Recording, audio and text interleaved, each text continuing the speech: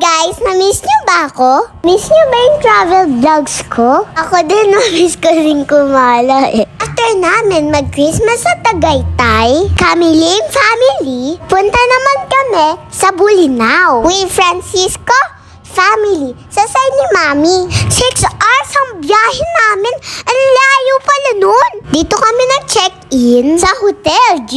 Galing na dito sila Ninong Alvin eh. Maganda yung place, malaki. Walang masyadong tao nang pumunta kami. Kaya parang solo namin yung resort.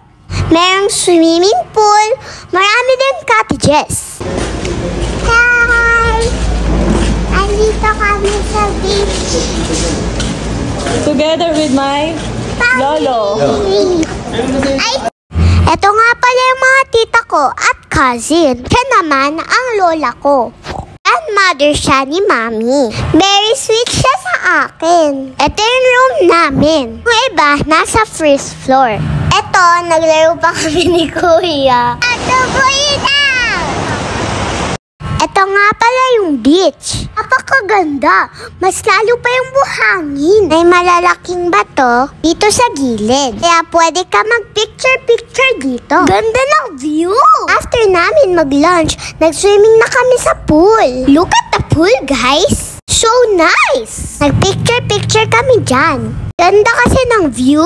Tara guys, punta tayo sa beach! Ay! Ay!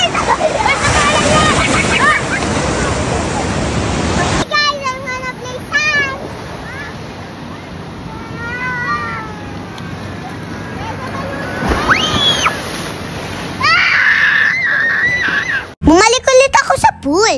Sama ko si Tito Nino. Lakas kasi ng wave sa dagat eh. Look at guys, marunong na ako mag-swim. Solo ko nga eh, walang ibang bata. Binrate nga pala ako ni Tita L.A. Thank you! Next morning, naglaro naman ako ng sand. Tapang araw niyan. Adan.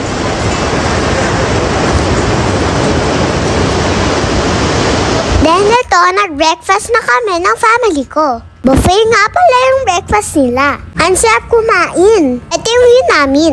Sobrang na-enjoy ko nga yung outing namin eh. Swimming lang ako ng swimming. Hanggang dito na lang guys. Bye-bye! See you on my next vlog.